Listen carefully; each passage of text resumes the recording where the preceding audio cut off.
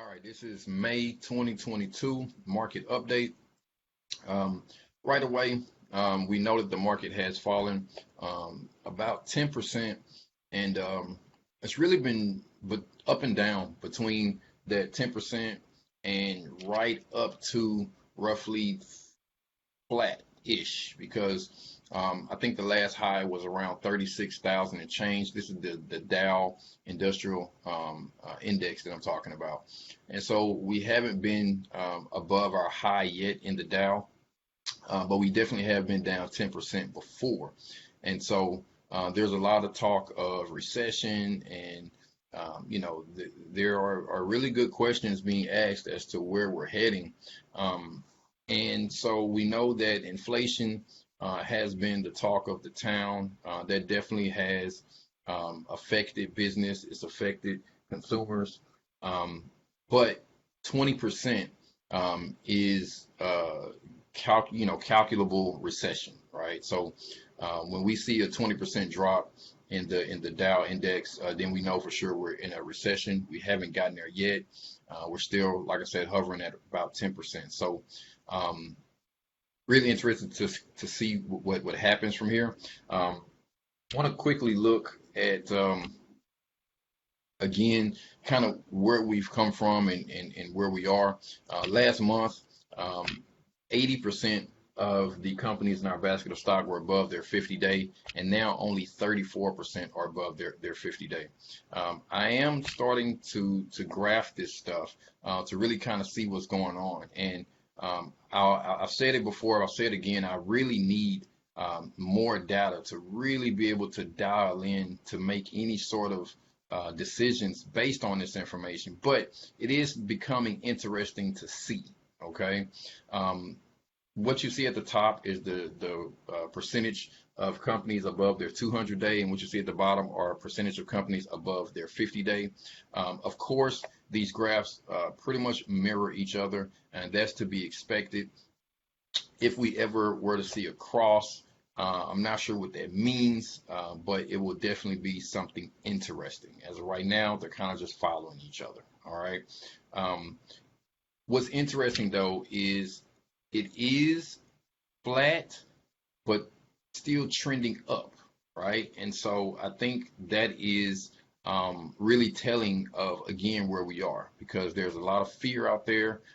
But based on this, we're still trending up. And when you talk about these moving averages, remember 200 days is basically 1 year, is one year of trading days, because there's 5 trading days in the week. Of course, you have to count holidays and that sort of thing where there is no trading going on. But 200 is about a year, okay? And then 50 days is about 2 to 3 months, all right? And so these are all being compared to last year this time, okay? And the 50 days being compared to 2 months ago, all right? With that being said, where we have been and where we are going is we're trending up. The past month, of course, it looks like we're going down, but until this bottom line here falls below that December low, okay, we're still trending up, which means that there is potential that we can go up from here. If you just look at kind of how this has happened, it's up, down, up, down, up, down, right? So there's potential that this next month we'll see a tick up. That is very possible. What it will take to get us there, I have to imagine it will have something to do with interest rates rising, okay? Another thing that I think is interesting is that we do see a difference in the 50-day versus the 200. It's much flatter here on the 200, much steeper here on the 50, and actually the 50-day last month got above the high that was set in February, whereas on the 200-day we didn't get above that high. And what that tells me is that this jump that we had back in March actually is not a real jump.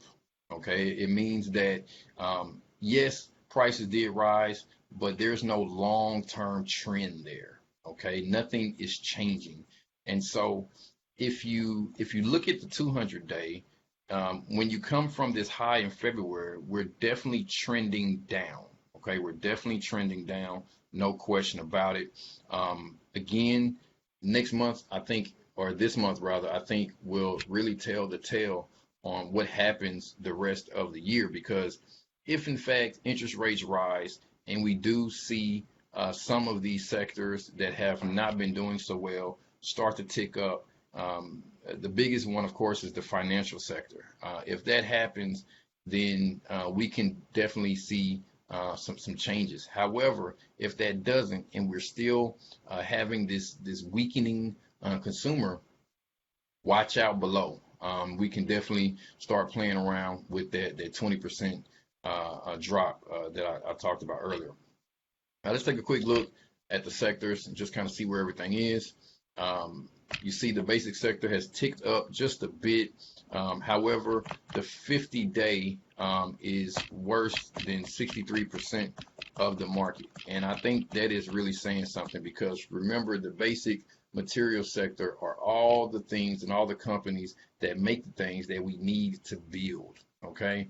And so on last month, I talked about how the basic material sector would basically be the last thing to drop if in fact we do realize that consumers are spending less money and businesses are spending less money. And I think we're seeing that right now with this number. Telecommunications. This one is hard to believe. Hard to believe, because telecommunications was doing so well on last month, and now none of the telecommunications companies are above their 50-day. And that's a huge disappointment. This is definitely consumer driven. You see this big drop right here, a percentage point down from last month. That is huge. That's really big. Let's see what else we have going on. So the consumer cyclical, we can see there's a small tick up relative to the communication sector anyway, right? Where almost half of these companies are above their 50-day, meaning that they're doing better than they were doing a few months ago, but still not the best performing sector at all. Matter of fact, only 30% are above their 200-day, meaning that they're performing much worse than what they were a year ago. Consumer defensive, really just blowing the doors off of everyone else as far as I can tell from here. And these are companies that will do well in an inflationary environment, because these are products that consumers have to buy, right? These are your cigarette companies. These are your cleaning supplies companies. Coca-Cola, right? These are things that people may buy less of when they don't have a lot of money, or when they are not so optimistic about the economy, but they will still make money. And the most important thing is these companies are more likely to be able to raise prices with inflation, and consumers will pay those prices because these are things that they need. So we're definitely going to take a close look at where we are in the consumer defensive sector. Currently, we are in Campbell Soup, and I said just in the last video that Campbell Soup started off really slow for us, but is now almost a sales signal. No, I'm sorry, yeah, it is. We do have a sales signal, or we almost have a sales signal for Campbell Soup. So we'll be looking at potentially getting out of Campbell Soup and getting into something else. Really excited about that. All right, next is energy. Energy has been the best performer in the last at least 3 months. And so while we still have literally all of these companies above their 200-day, they have fallen quite a bit to now only half of them are above their 50-day. And I did talk about that last month in the market update. There was no way that the energy sector was going to continue to stay above their 250-day moving averages. At some point, it was going to have to fall off, and we see that here. All right, financials. I haven't seen the rest of these. I really like coming into doing this market update fresh. Of course, I do have to update the program, and so I do see some of this stuff, but I try hard not to pay much attention to it because I really want to do this video fresh, to really get an understanding of what's happening. And so far, it looks like the financial sector is the worst performing sector of everyone, with only 3% of companies above their 50-day. That is a big deal. And so, for me, I've said this before, I'm excited because this is the time that you want to go in and start looking at purchasing some of these financial sector companies. We know that Blackstone has been one of the best performers for at least the last year, if not longer.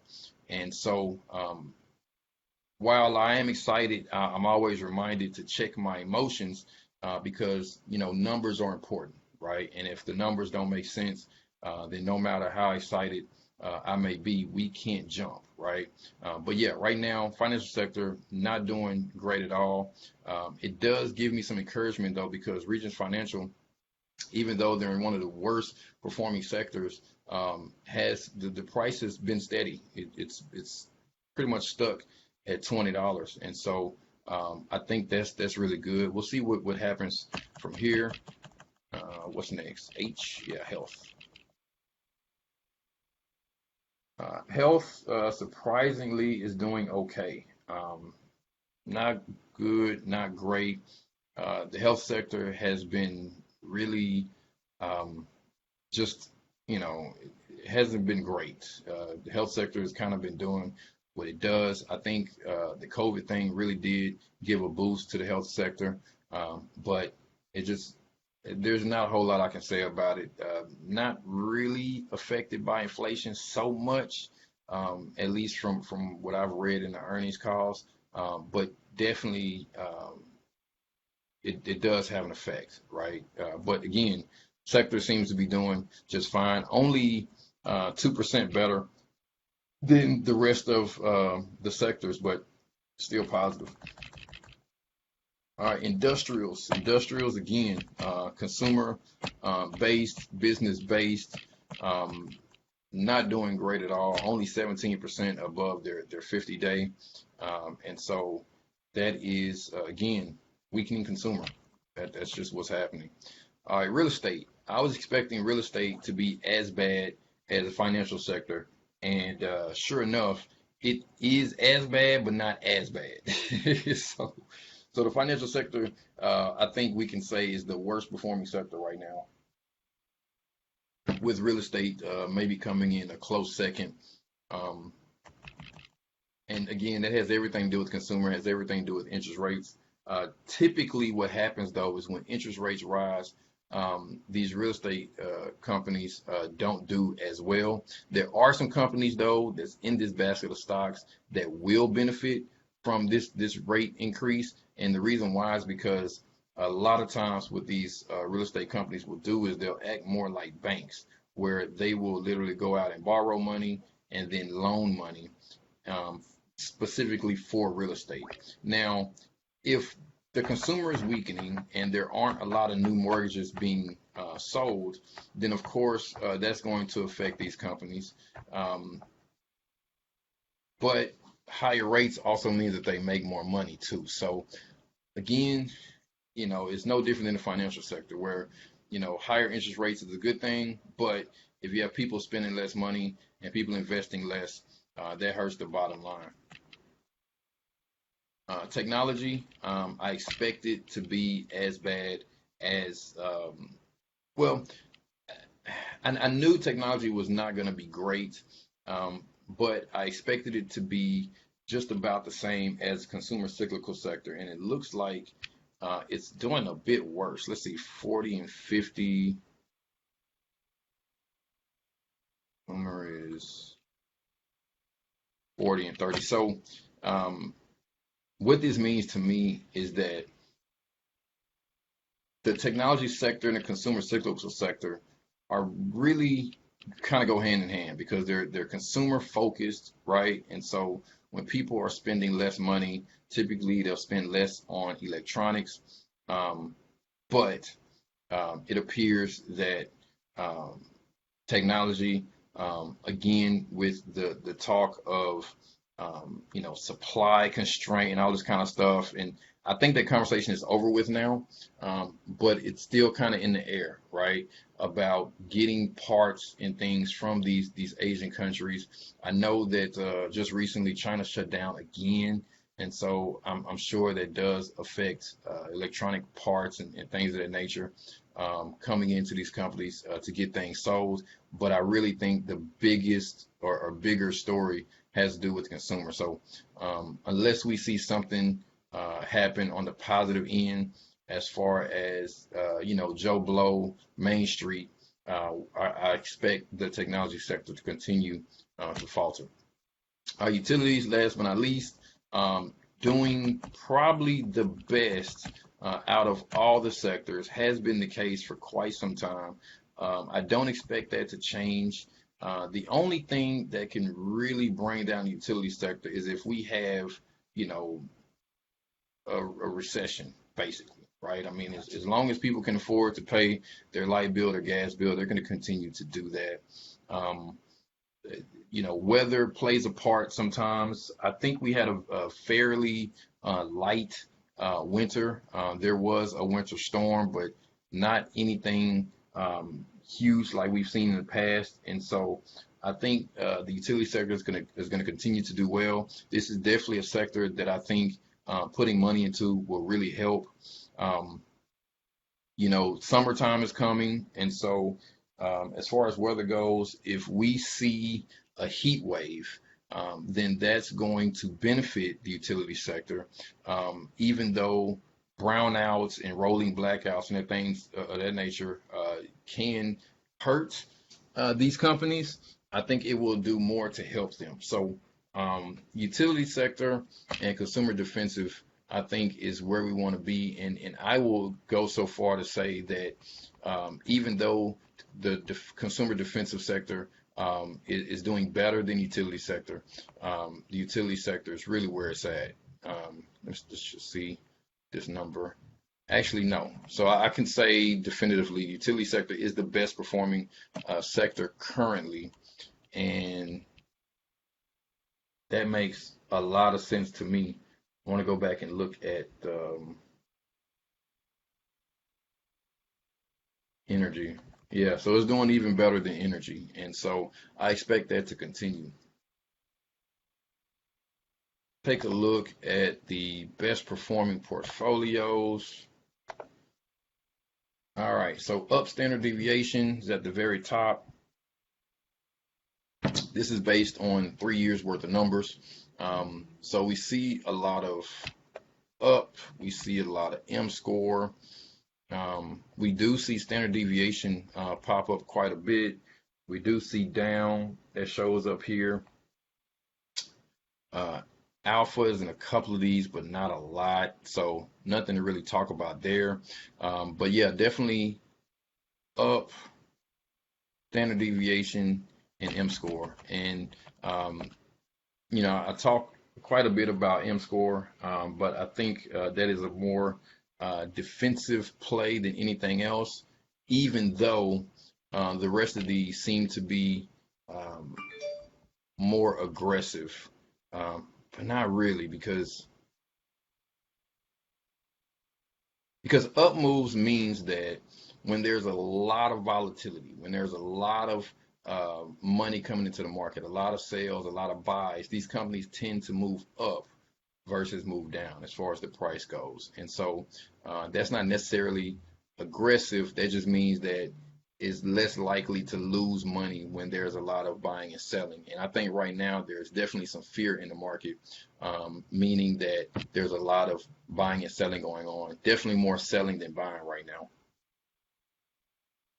And so we expect to see that standard deviation portfolio, that up moves portfolio, the down moves portfolio really work. As far as M score, that's all defensive. Those are companies that have a lot of cash on the books, and that's doing the right thing with the cash. All right, so last 12 months,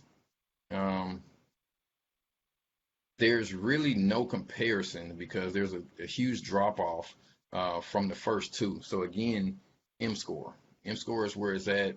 Standard deviation. Um, there's some return stuff in there. Surprisingly, there's quite a bit of beta down here at the bottom. 1, 2, 3. Well, it looks like a lot. It's not really a lot, but so M score again, standard deviation again, and there's definitely some alpha there, but all these alphas are paired with something other than this one, the return alpha. That's the strictly, you know, super power, you know, portfolio returning a lot of money every month. The return alpha portfolio. The rest of these, other than this one too, the alpha is really sort of again defensive portfolio that works when the market is not necessarily doing so well. Take a quick look at the best. Uh-oh, that's the worst. Here we go. Yeah, M score beta, dividend, of course, beta.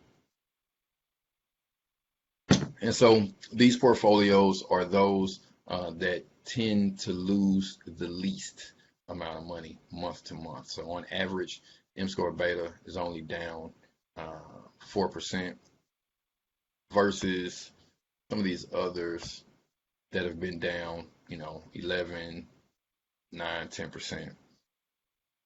All right. And then as far as the best performing, looks like up moves, down standard deviation, and down moves have done quite well.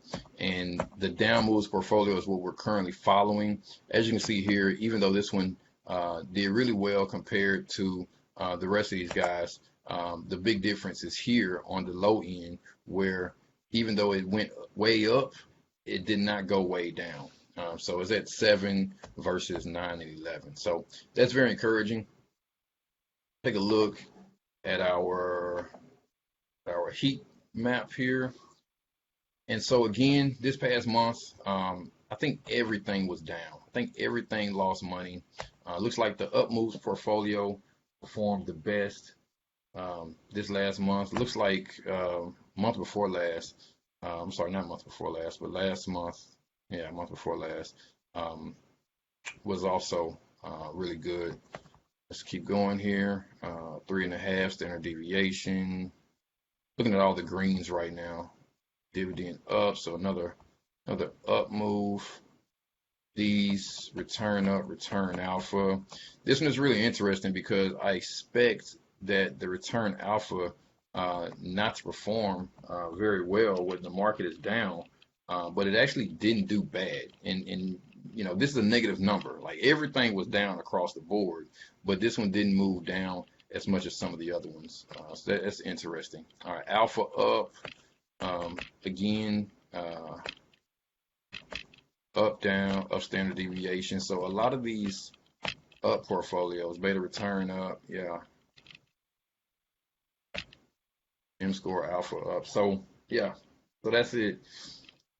And so looking at these are all the companies in these portfolios, and they're color coded with the sector. Okay, so when you see white, that's going to be real estate. When you see yellow, that's going to be energy. Okay. Let's take a look at some of the individual names here. So basic materials, AEM sector MVP, but it's not investable for us. We're currently in Southern Copper, definitely not MVP, not best performing, but has not done horrible for us. Down 20% this last month, while we have SLVM, which is a spinoff from International Paper, one of our orphan stocks that we hold, jumped up 32%. That's crazy. All right, telecommunications, BCE, British Telecom. This is a spinoff from AT&T many years ago, but it's a Canadian telephone company, sector MVP, and pretty much best performing company as well. So we will definitely look at potentially getting out of Rogers and getting into BCE. I am a little concerned about making moves so close to the end of our fiscal year. So I will put off making a lot of changes until we reshuffle everything. But um, definitely taking a look at some of this stuff now just to give me some ideas. Okay, Best Buy was sector MVP for a long time. It's now still sector MVP, but International Paper is coming up really close. As far as best performer, we got PKG and GPC, which is always performed well. Um, and we're not in any of these right now. But I am really interested in PKG. I don't know where that's going to be once we reshuffle everything, but definitely not going to go into Best Buy right now. And the rest of these guys, the performance has been really horrible. Um, and then just looking over this past month, down 8%, up 3%, up 3%.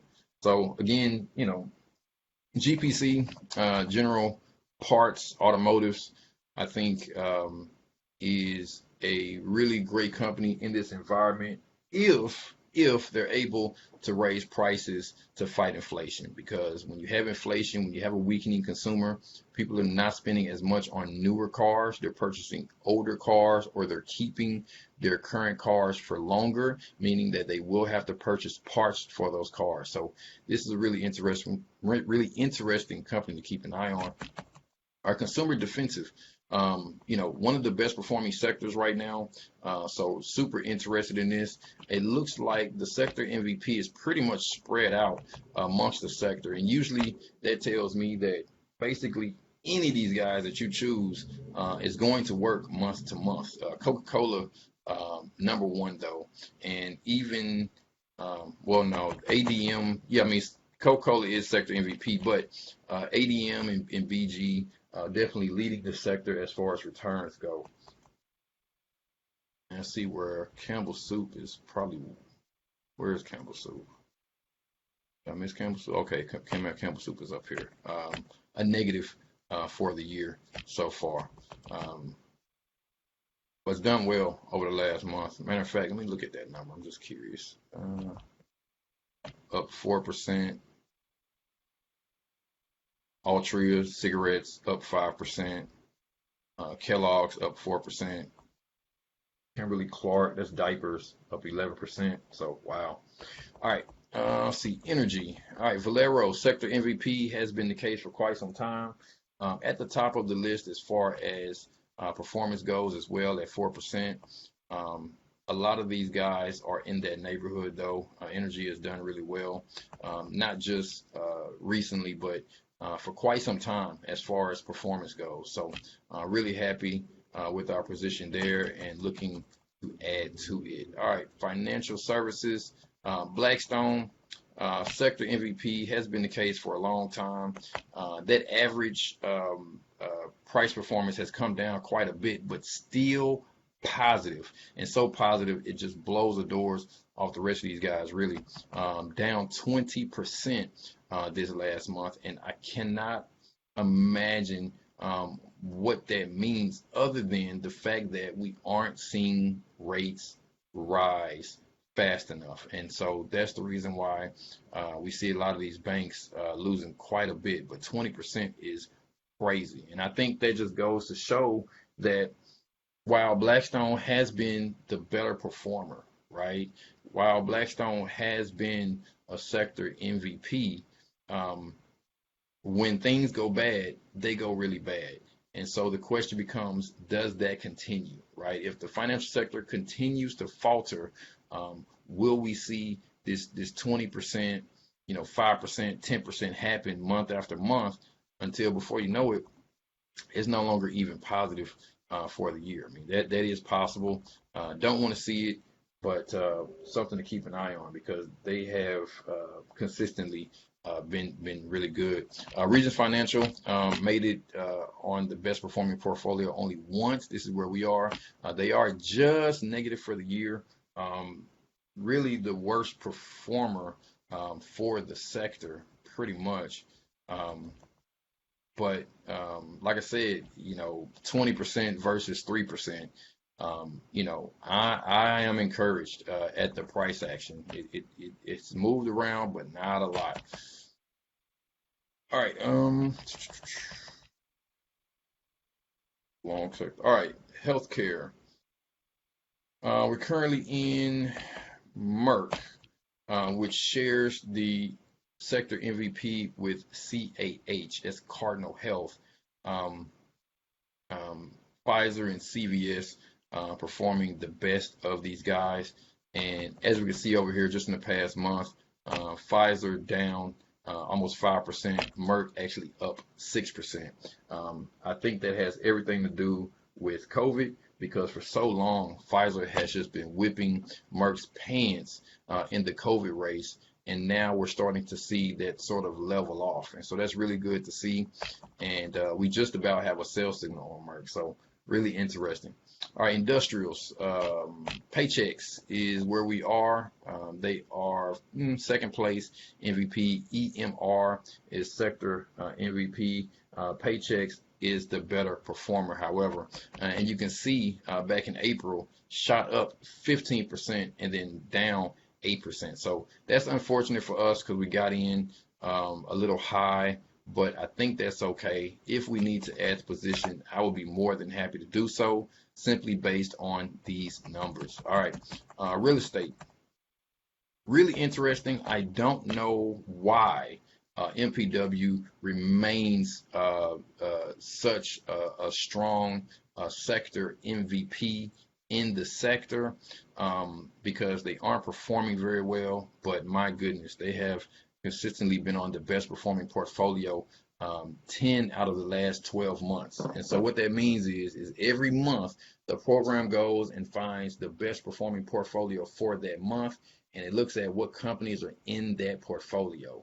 And 10 out of 12 times MPW was in that portfolio. And what that means is this is a company that you want in your portfolio because chances are that this is going to be a better performer in that portfolio. And so that looks really good to me. Real estate is not the best performing sector right now, but MPW in the healthcare industry, I think is a good industry to be in, especially when you're talking about, inflation and rates and all this sort of thing. MPW, I think, is in a really good place because, while they do have to borrow money at higher rates, because they're so diversified outside of the United States, they're still going to get cheaper rates in Europe and in those other places. And then because it's hospitals, a weakening consumer really doesn't hurt them very much. If we start to hear about countries spending less money, right, then that could be an issue because that's where a lot of their money comes from. Even though they do have private hospitals and stuff like that, still a lot of that money is coming from the government to pay those hospitals to care for their citizens. All right, technology. Cisco. We don't talk about Cisco a lot. Sector MVP, Intel, second place, but almost the worst performer in the sector. We're currently in Corning, which is very close to being worst performing. But I think it's a really decent company with a lot of potential. Looking at the last month's performance, we see a lot of these guys were down. There are a few bright spots, Hewlett Packard, IBM, which is interesting because these are all computer companies. And so when you have a weakening consumer, you expect them to be selling less computers. But it's also true, too, that computers have become somewhat defensive, meaning that you have to have one. Even if you don't have a computer or a laptop, you'll probably have some sort of iPad or something like that. So really interesting. All right, utilities. We talked about utilities being really the best performing sector right now. FE, well, and I'm sorry, yeah, WEC sector MVP by far. The rest of these guys are really kind of spread out. And again, that goes back to the fact that, you can probably pick any one of these companies and they're going to work well for you in your portfolio. The best performing, though, looks like EIX, ED, SRE. Um, don't know a lot about those companies. We're currently in Entergy, ETR. So, right at 1%, I'll say is a sector average.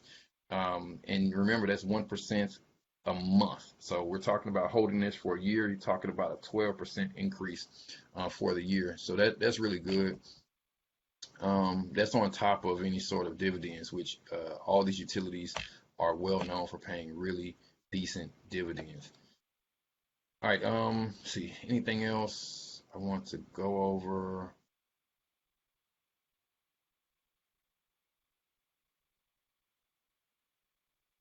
I think that's it. Basically, same old, same old. Oh, I know. I did want to look at um, these portfolios, particularly the up moves,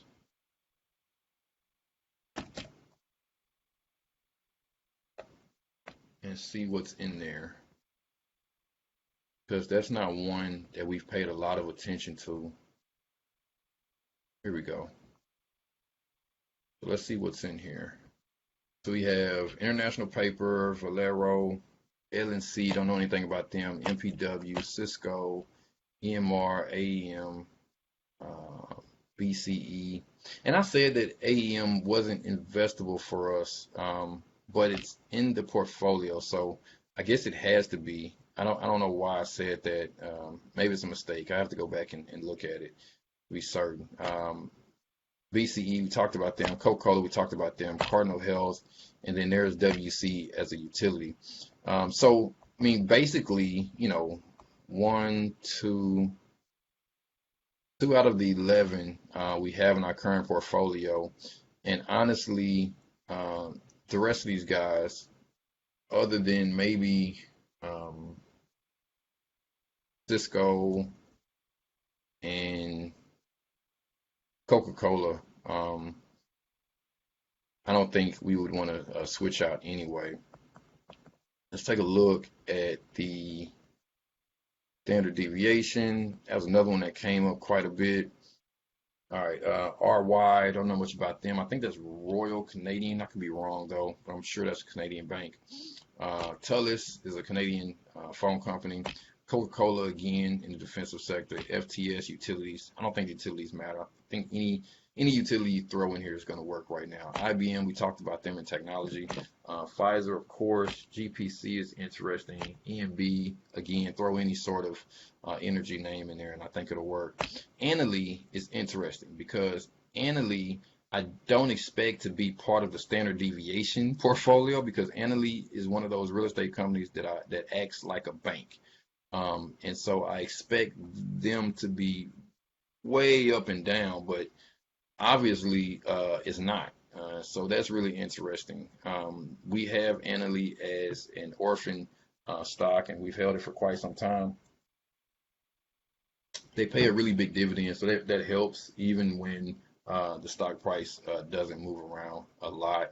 And I think that's said right here, where you purchased it at $6.30 3 years ago, and it's currently worth $6.68. So the price hasn't moved around at all, but it pays out that really nice dividend. Paychecks, that's really good seeing them. Again, weird that they're in the standard deviation portfolio because we just saw them go 15% up and 8% down, which is not what you want in your standard deviation portfolio. But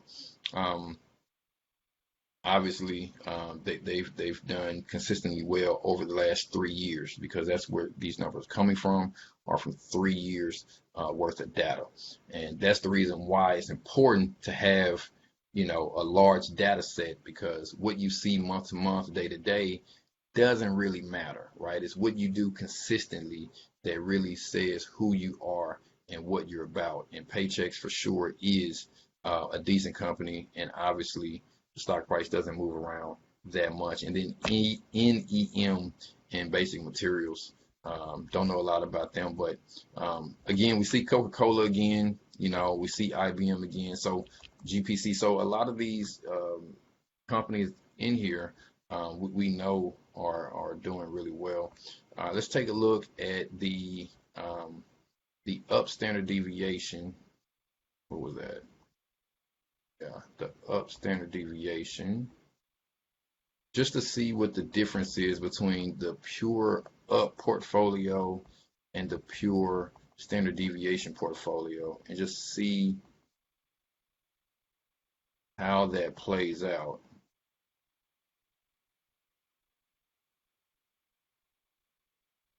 You know what? While we're here, let's look at return alpha, because again, like I said, these are going to be your super, you know, stock price flying through the roof over the last 3-year companies. And so we see Blackstone, which is to be expected.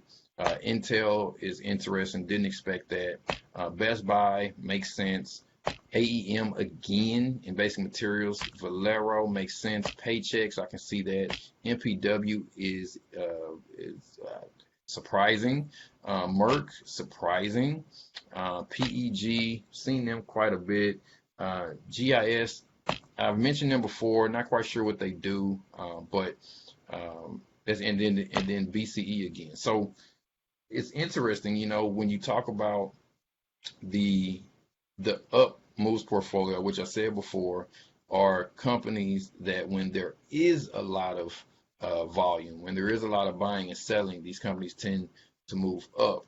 And so when you talk about return alpha, you talk about having the highest monthly average return, but also being able to beat the market, meaning that these alpha names, these alpha portfolios are companies that when the market is doing well, these companies do better, right? Typically what that means though is that when the market is doing bad, these companies are doing worse. That's typically how that works. You don't expect to see a company in the alpha portfolio that's also in a standard deviation portfolio. That it just doesn't happen often. But with Paychecks, that is definitely the case, and you can see that in the purchase price and current price, which is almost double, which is really, really crazy. So again, BCE, you've seen them, MPW, Paychecks, Valero, and then Best Buy and Blackstone. Okay, so let's move to the up standard deviation there.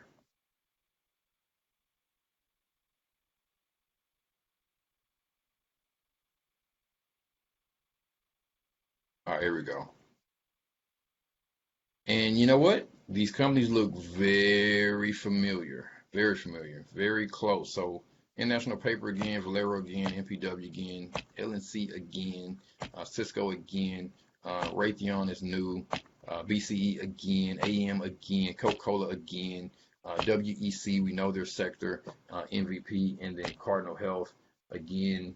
So makes sense. I mean, when you see these companies again and again and again, you know that these are the companies that are performing well. And so, again, odds are if these companies are in your portfolio, you are going to perform well. Take a look at one more just for fun. I'm going to go to the M score. It was there. Beta return alpha. Some of those portfolios are really interesting, especially when you get into the three, like the beta return standard deviation can be interesting. All right, so M score. All right, Regis Financial. That's encouraging. Again, I like the company. I think that they are in a really great position. And when you talk about a bank,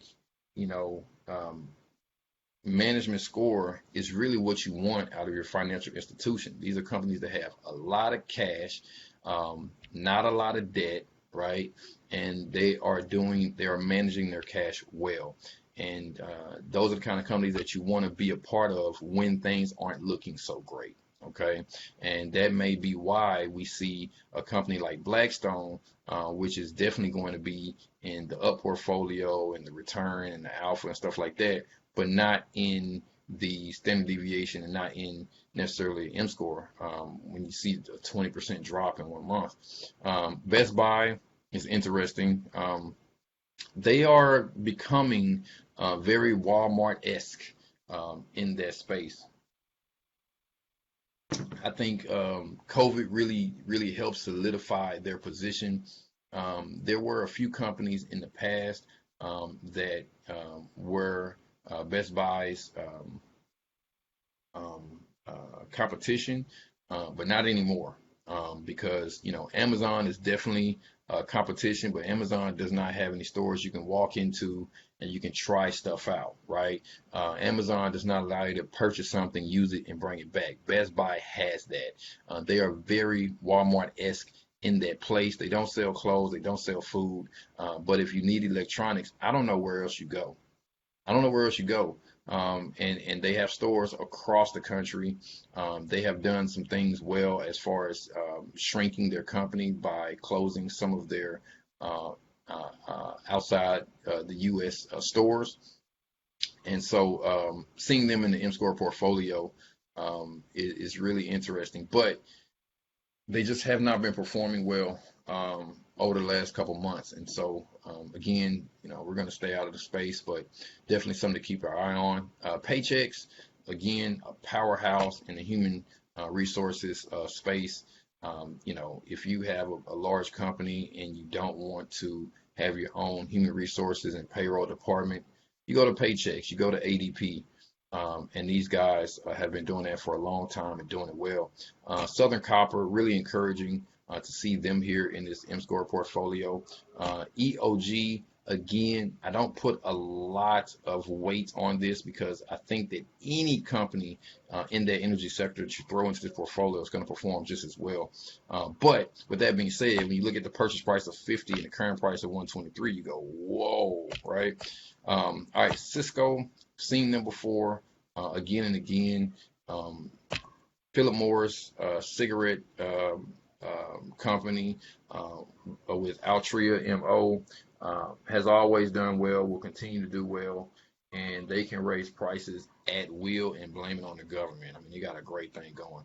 OMC, we've talked about them before. I don't know a lot about OMC, but obviously in that M-Score portfolio, the company must be doing something right. And MPW, again, this is how MPW winds up with 10 of the last 12 best performing, because MPW is in everything. Somehow, some way, their numbers just check off every box imaginable. And then Merck again, and then PPL again. Again, you can throw in any utility in these portfolios and it's going to work. So really happy about where we are based on our current holdings. The only thing that I will definitely want to take a really good look at is the technology sector, consumer defensive sector, because I think this is where we can really make a change to make our portfolio perform better, because Corning has not been in any of the better performing portfolios, even though I think Corning is a great company and in a great position. And then the consumer defensive, Campbell Soup, I think was a really decent pick. We've had that position now for a little over a year, I think. And so while I think it was a really great pick, obviously it has not been on the best performing portfolios. It's not sector MVP, and it's definitely not the best performer. So we'll definitely look at possibly getting out of that. And then the telecommunications, I think, is always going to be sort of a thing, go back and forth with. It has been since we started this, almost 7 years ago now. So whether or not we stay with Rogers or we move out of it, I don't know. But I think out of all the portfolios, the better performing ones anyway, I think BCE, sector MVP, is probably where we'll want to go. Also, too, I want to say these portfolios are balanced, okay, based on their score. And so what I mean that is, you see the score here for the M-Score Alpha, the top company has a score of 1.43, meaning that we're going to purchase more shares of this company because we want to have the highest score overall for this portfolio. And I say that because the interesting thing is when you come up here to the top and you look at the sector, okay, that's number one for all of these different portfolios, I don't see telecommunications up there. I don't see telecommunications up there. Telecommunications is always towards the bottom, and at the most, maybe like number 3 or number 4, meaning that telecommunications is not going to be a very important sector for us to put up a lot of attention into, because it's going to be a small percentage holding for most of these portfolios.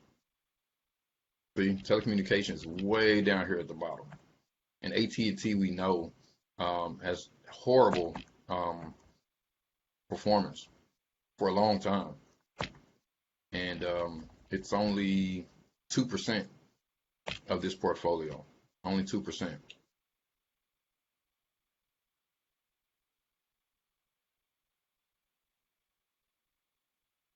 So yeah, telecommunications is not at the top of any of these, and so again, that just tells me that this is not necessarily a sector that we need to be worried about. If I go over to dividend series now, I know this is going long, but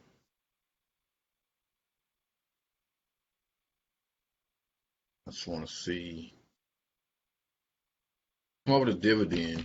Yeah, telecommunications is still at the bottom, and these are companies scored strictly on how big their dividend is. Nothing more, nothing less. AT&T has always had the best dividend. I'm not going to say the best. I'm going to say one of the best in the entire market, as far as, mega cap, big name, been around for a long time companies. They have always paid a really big dividend. But even in a dividend portfolio, they're still only number 4, right? So again, not going to concern ourselves with the telecommunications sector. Really going to focus on technology. Really going to focus on consumer defensive, and really interested in figuring out this whole financial sector.